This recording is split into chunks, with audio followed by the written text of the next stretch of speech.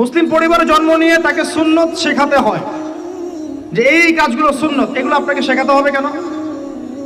কেন শেখাতে হবে? কেন আপনি নিজের তাগাদা থেকে সুন্নত শিখবেন না? নবী সাল্লাল্লাহু আলাইহি ওয়াসাল্লাম কি হুজুরদের নবী না আপনার নবী? কথা বলেন, উত্তর দেন। নবী সাল্লাল্লাহু আলাইহি ওয়াসাল্লাম কি হুজুরদের নবী না আপনার নবী? তাহলে আপনার মধ্যে তো সুন্নত থাকবে না কেন? আপনার চেহারায় দাড়ি নাই কেন? আপনার প্যান্টটা টাকনুর নিচে কেন? কেন আপনি নবী সাল্লাল্লাহু আলাইহি ওয়াসাল্লামের জীবনী সারা জীবনও একবার পড়ে দেখতে পারলেন না? নবী সাল্লাল্লাহু আলাইহি ওয়াসাল্লাম 23 বছর আপনার আমার জন্য কষ্ট করেছেন, মানুষের মার খেয়েছেন, গাল খেয়েছেন, তাকে 15 বার হত্যা করার চেষ্টা করা হয়েছে, তাকে দেশ থেকে বের করে দেওয়া হয়েছে, গলায় দড়ি পেঁচিয়ে টান দেওয়া হয়েছে, পিঠের মধ্যে উঠে নাড়ি ভুড়ি চাপানো হয়েছে, দাঁত ঘুষি মেরে দাঁত ফেলে দেওয়া হয়েছে, মাথা ফাটিয়ে দেওয়া হয়েছে, পা ভেঙে দেওয়া হয়েছে। কাদের জন্য? তার জন্য। তা আপনি আমি কেন তার জীবনী পড়ে দেখলাম না কখনো? কেন আপনার চেহারায় দাড়ি থাকবে না, আমার চেহারা দাড়ি থাকবে না? কেন আমাদের প্যান্ট টাকনুর নিচে উপরে থাকবে না? কেন আমাদের কথাবার্তা, চালচলন, খাওয়া দাওয়া, ইস্তেঞ্জা করা, নামাজ পড়া, প্রতিটা অ্যাক্টিভিটি সুন্নাহ মাফিক কেন হবে না? এটা আপনাকে হুজুরকে শেখাতে হবে কেন? এটা তো আপনার দায়িত্ব, শেখা নিজের দায়িত্ব। আল্লাহর রাস্তায় বের হতে আপনাকে বলতে হবে কেন? নিজের তাগাদা থেকে আপনি বের হবেন।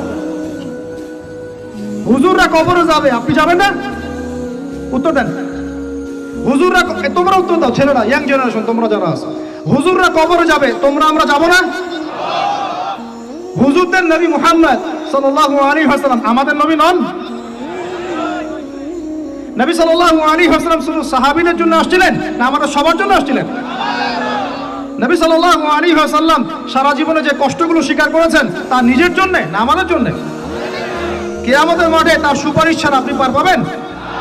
তাহলে আপনাকে সুন্নত কেন শেখাতে হবে? কেন আপনাকে মেসি নেইমারের হিস্ট্রি পড়াতে হয় না? আপনি তো নিজেই জানেন। কেন আপনাকে এই নায়িকাদের হিস্ট্রি পড়াতে হয় না? আপনি নিজেই জানেন, খোঁজ খবর নেন। কিন্তু মুহাম্মদ সাল্লাল্লাহু আলাইহি ওয়াসাল্লাম সম্পর্কে এত গাফেল কেন? সুন্নত না জানলে বেদাত চিনবেন কিভাবে? সুন্নত চিনলে পরে তো বেদাত চেনা যাবে, যে এগুলো সুন্নত, এগুলোর বাইরের গুলো বেদাত। তখন তো বেদাতের আলাদা করে সংজ্ঞা আপনাকে শেখাতেই হয় না। মুসলিম পরিবারে জন্ম নিয়েও তাওহীদ চিনতে পারছি না, শিরকের মধ্যে লিপ্ত আছে। সুন্নত চিনতে পারছি না, বেদাতে লিপ্ত আছে। নামাজ, সুবহানাল্লাহ, মুসলিম পরিবারে জন্মগ্রহণ করে নামাজ পড়েন না কেন? নামাজ কি হুজুরদের উপর ফরজ? বলেন। আপনার বয়স কি 10 বছরের নিচে? তাহলে আপনি নামাজ পড়েন না কেন? ফরজ মানে কি? আপনি ইচ্ছা হইলে পড়লেন, ইচ্ছা হইলে করবেন না, নাকি? এটা ফরজ? ফরজ হয়তো বোঝেন। ফরজ কি? ওই যে প্রত্যেক রাতে যে মেয়ের সাথে খষ্টি নষ্টি না করলে আপনার ঘুম হয় না, ওইটা হচ্ছে ফরজ। স্কুলে কলেজে গিয়ে মেয়েদের সাথে অ্যাফেয়ার্স করা, ডেটিং করা, এই পাবজি খেলা, আমাদের সবার উপর এখন ইউটিউবিং, ফেসবুকিং ফরজ। ফরজ বুঝেন, এইভাবে বোঝেন, এগুলো হচ্ছে ফরজ আপনার উপরে। তো সালাত, হাইয়া আলা সালাত প্রত্যেক দিন আপনার কানে যায়, কেন সালাতে আসেন না? হাইয়া আলাল ফালাহ আপনার আবার কানে যায়, কেন সালাতে আসেন না? কখন সালাতে আসবেন? ছোট ভাইরা কখন সালাতে আসবেন? যখন আপনার বয়স হবে 50, ওই সময় এসে প্রথম কাতারে চেয়ার নিয়ে দৌড়াদৌড়ি করবেন।